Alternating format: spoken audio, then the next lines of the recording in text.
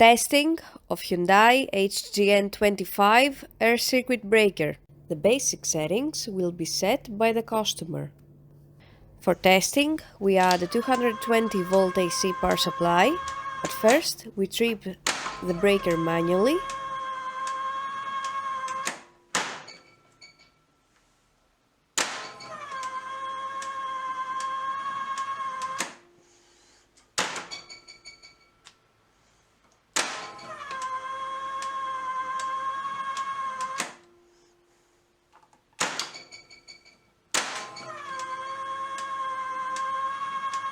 Next, we perform a short time delay test, and the breaker trips almost instantly.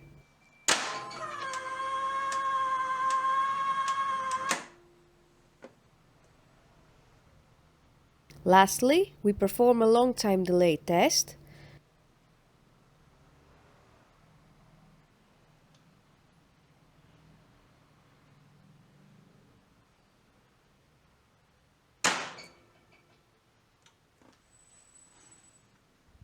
It is now clear that the air circuit breaker is working successfully and is ready to be delivered to the customer.